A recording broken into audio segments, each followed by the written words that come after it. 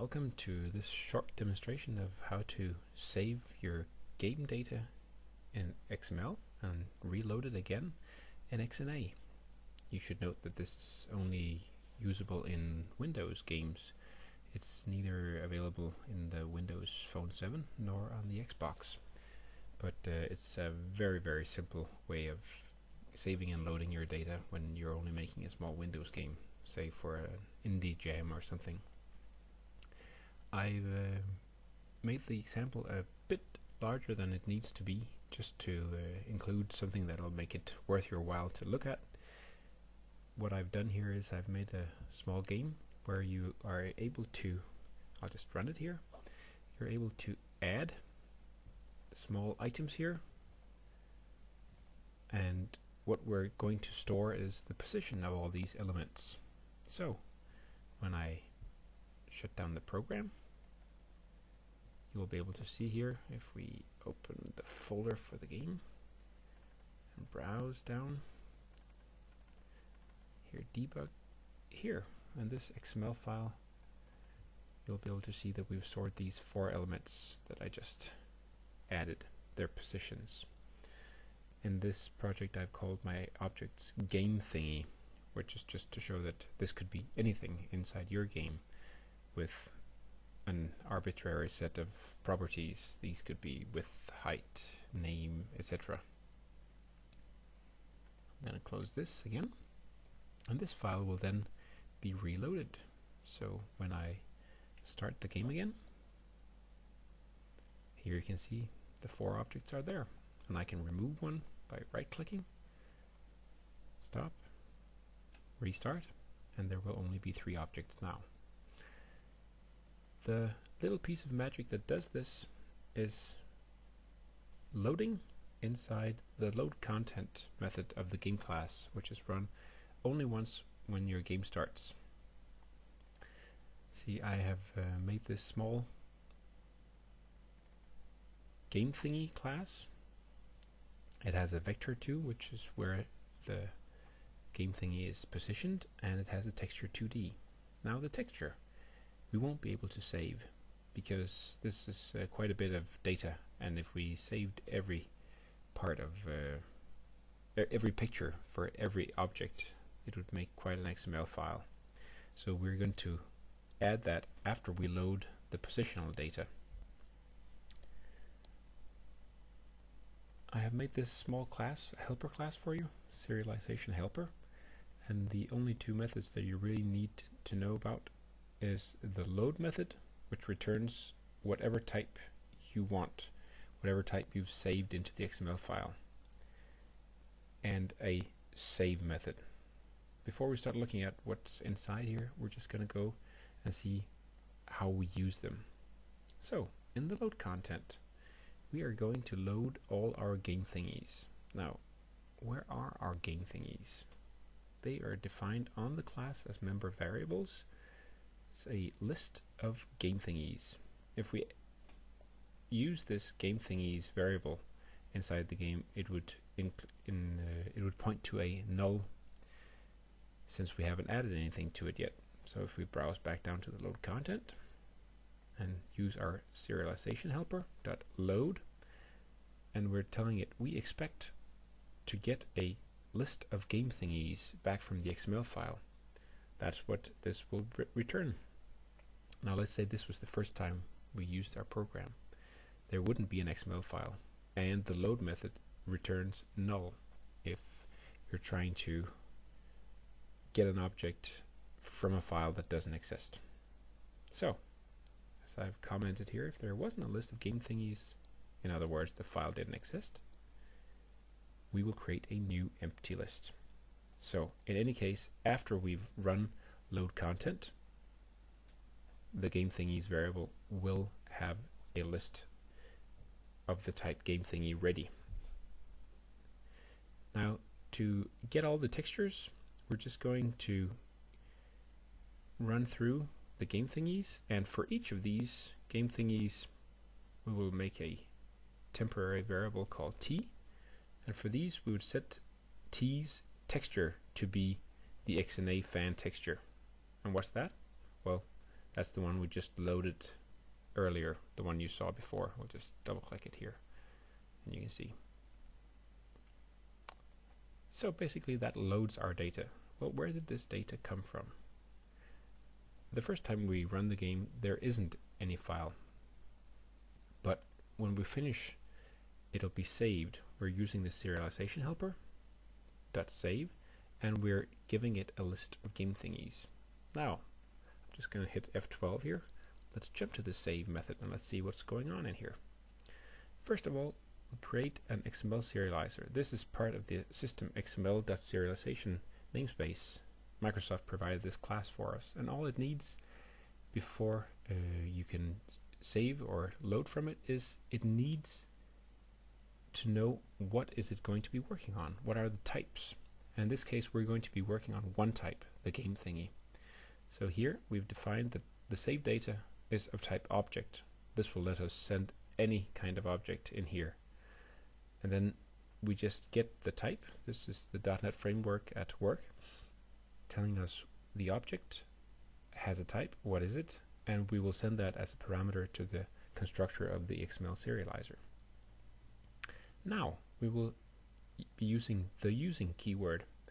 The good thing about using a using keyword means that cleanup here will be done for us. Since we're using a file stream, we're opening a file. If anything happens, the using statement will make sure that the file is closed afterward, and we won't have it hanging, so it won't be able to be used by other processes. Then we're going to use this stream. We open it. We use the save game file full path. I'll show you in a second how we obtain that, but that's the path, the entire path to the save game file. We're going to create it and overwrite if it exists, and we're going to be writing to it. And then the XML serializer only needs to have its serialize method called with the stream, which points to our file, and the data it needs to save. Then it'll inspect all the objects, in this case our list, look at the different data, and it'll, let's see here, it's going to save our data into the file. Let's just open that again. Here we go.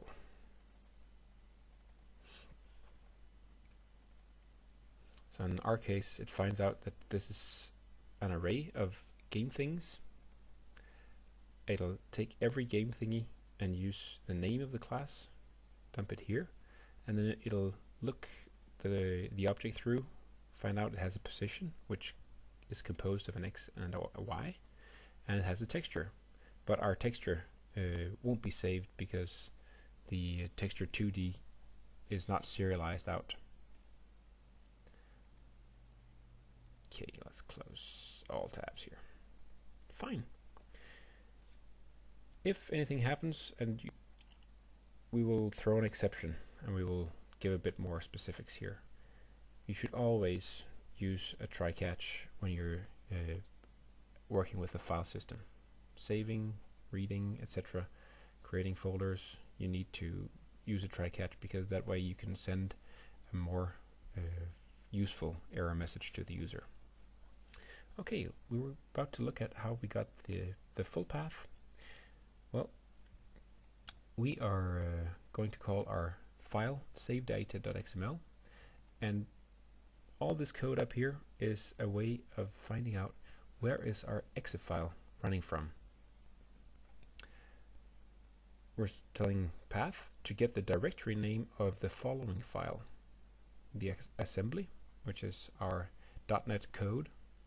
Get whatever code is running right now and the location of it. This will give us the folder. And then we ask path to combine the folder and the file name. This will give us a full file path. All of this code is run inside a static constructor. This means the first time that the class is used in code, first time it's referenced, the .NET framework will load the class and this code will run. And here we can just finish this comment. Sets the full path to the file for serialization. There we go, build. Okay, last part we need to look at here is the load. If you don't know about generics, I suggest you start looking at them. This is a perfect way of not having to have overloaded methods. We don't need a load method specifically for my game thingy. We can just say that this is a static method which returns a t and it loads a t. This markup here tells us that whenever the load is called, it should have a type sent along here, and whenever you see a t in my code, here the return type, here the type of, etc., that means whatever the user told the piece of code up here. Let's run back and see here. I'll just press Shift F12 here and we can go see where is it used. It's used right here where I'm telling it to load a list of game thingies. This also means that the load method returns a list of game thingies, which is perfect because this object, this variable, is ready for a list of game thingies. Okay, Control minus or Control slash, and we jump back. So we're going to try the following. If the file does not exist, save game file full path, we will return a default of t. Default of t means that if this is a reference variable, there could be any kind of object, it will return null. If it's a numeric variable, it will return a 0. A bool, it will return false, etc. This is a smart way of using code that works both for reference and by value variable types. Okay, if we get down here, we know that the file exists. So we'll create a new XML serializer, tell it we're going to work on this type, and the type of will take that type and return, well, basically the type, and the XML serializer will be running from there. Okay, and again we're using a using statement, and we're taking a file stream. This time we open the save game file full path. We're opening it only for reading, and we take the XML serializer and we deserialize the stream. If you're going to make any kind of optimization, you should store the XML serializer, so we don't have to create a new one and toss it out for every call.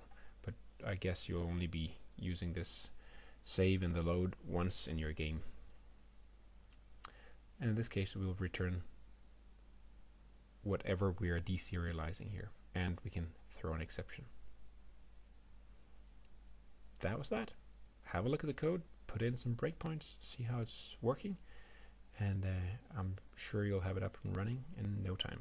Otherwise, just go to my blog, xnafan.net, and ask me comments.